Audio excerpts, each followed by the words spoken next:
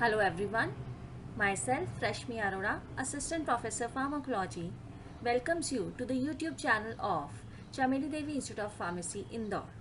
Today we will discuss the pharmacology of agents which are used to treat angina pectoris. Angina pectoris is not a disease, basically it is a clinical syndrome. Angina pectoris caused by reduced blood flow to the heart muscles, and they, there are many reasons for occurrence of angina pectoris. One could be the transient myocardial ischemia.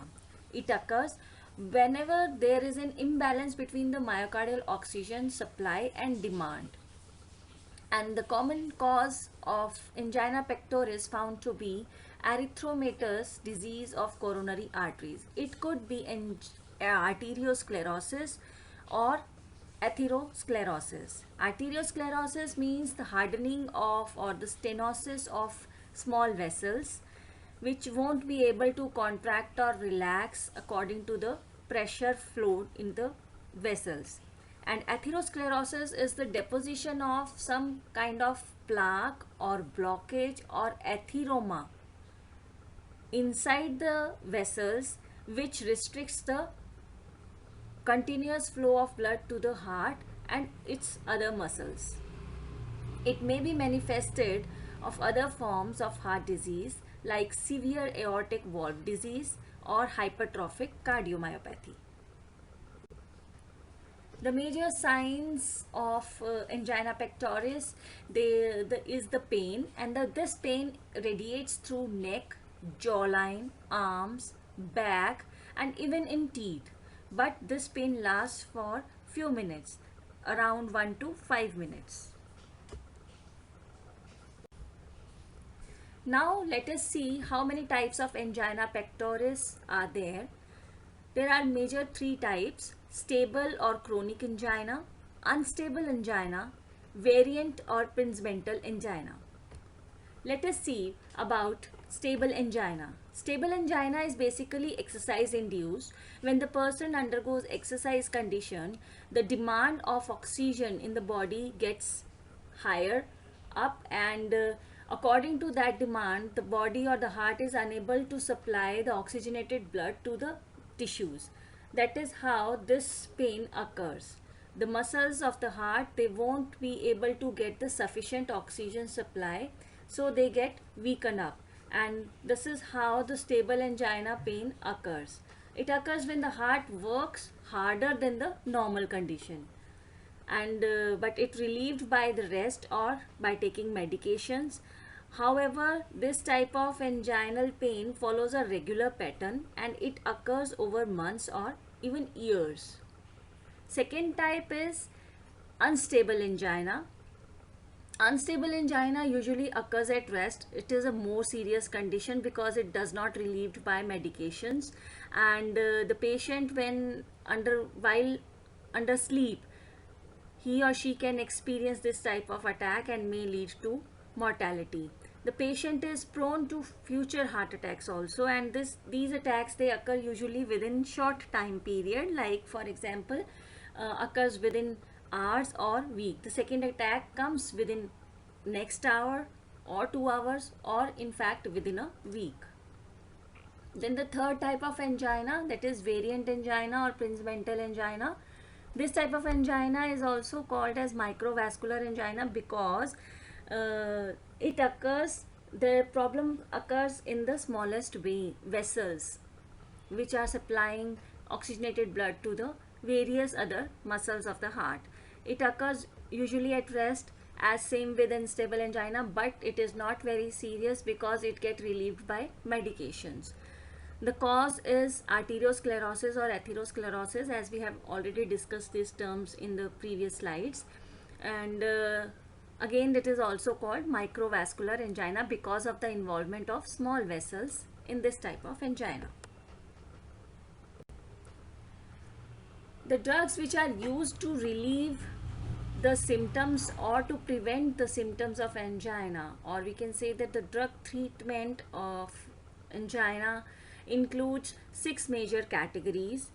We will discuss 3 to 4 major categories in this part 1 of our presentation, and in subsequent part 2 we will discuss the rest of the therapy. So nitrates, beta blockers, calcium antagonists, potassium channel activators, antiplatelets, and thrombolytics are some of the uh, drug therapies which are used to relieve anginal attacks. As a fundamental cause of angina pectoris is insufficient oxygen supply to heart muscles, it is logical to attempt to increase the oxygen supply. So we need to administer oxygen as well, that is by increasing the inspired oxygen concentration. And similarly, patient with angina may suffer from severe pain, so pain relieving with opiate can be another relieving factor. So for example, in case of opiate analgesics, we use morphine, and it is considered to be make the patient more comfortable and less anxious during the attack. The first category of the drugs as anti-anginal agents are nitrates. The mode of action is they are acting rapidly on the vascular smooth muscles to produce arterial as well as the venous dilatation. Effect during angina, if we see that they reduces the myocardial oxygen demand by decreasing the preload and afterload both, and however on the other side they increases the myocardial oxygen supply.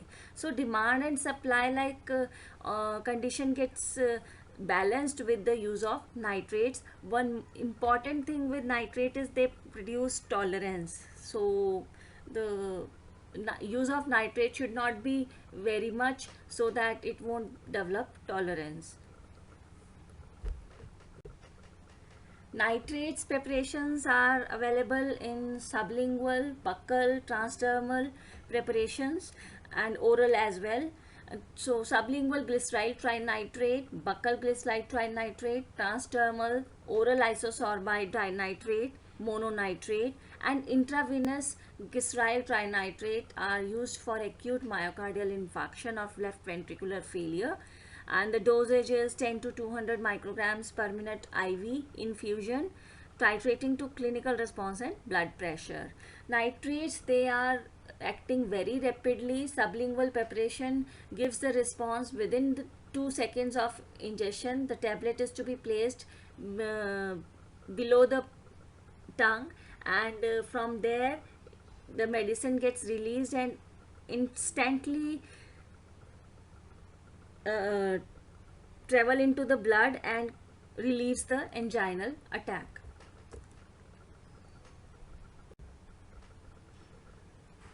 Now look at this summarized table for the duration of action of nitrate preparations. If we talk about the sublingual preparation, peak action occurs within 4 to 8 minutes. However, action starts within 2 minutes, and the duration of action lasts for 30 minutes. In buccal case, 30 to 300 minutes of duration of action, and in transdermal, however, the peak action observed in 1 to 3 hours but lasts for up to 24 hours. For oral preparation, 45 to 120 hours of peak action has been observed, and the duration of action is 2 to 6 hours. So the dosage frequency, it gets again on the higher side. You have to take many tablets in a day, like 8 hourly. So oral sorbite mononitrate, however, it has the duration of action of 6 to 10 hours. So once or twice a day medication is sufficient for this preparation. Now the sublingual glyceryl trinitrate administration as a tablet or metered aerosol, and the unwanted effects are headache and symptomatic hypotension. Rarely fainting occurs. We have already discussed that the sublingual preparation gives the peak action within 2 to 3 minutes. So it is very fast, rapidly acting drug. The patient is ask the patient to spit the tablet if above effects occur, like if the headache is experienced or the fainting occurs. Immediately the patient should throw out the tablet. And because if we continue use the sublingual glyceryl trinitrate, it can cause the tolerance, and therefore attempt to include a nitrate free period of 6 to 8 hours a day. So we have to miss the doses to make our body again favorable for the medication.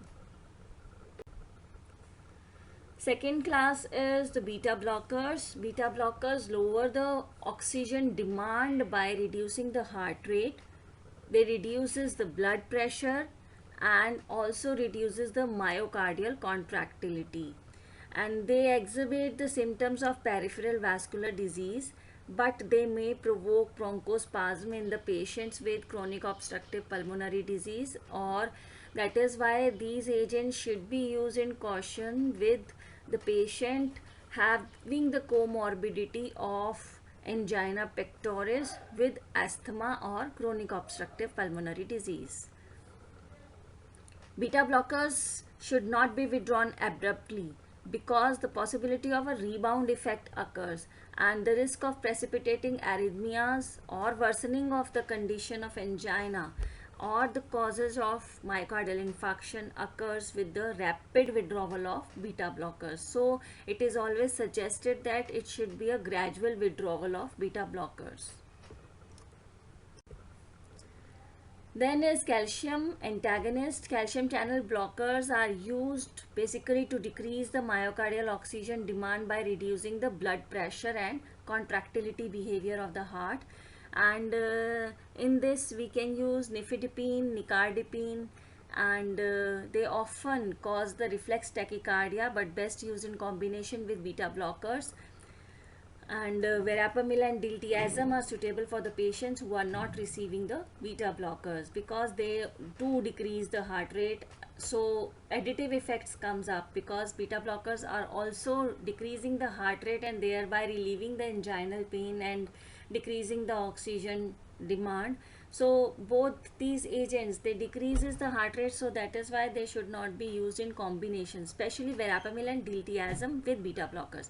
However, nifedipine can be used in combination with beta blocker.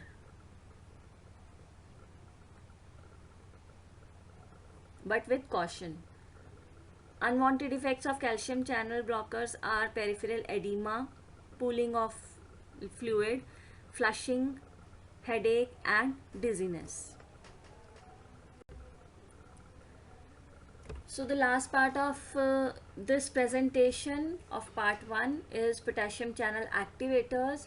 The mode of action of these agents is to dilate the arteries and veins, and they does not exhibit the tolerance as it is developed with nitrates. Nicorandil is the major member of this category, and the drug usage is twice daily.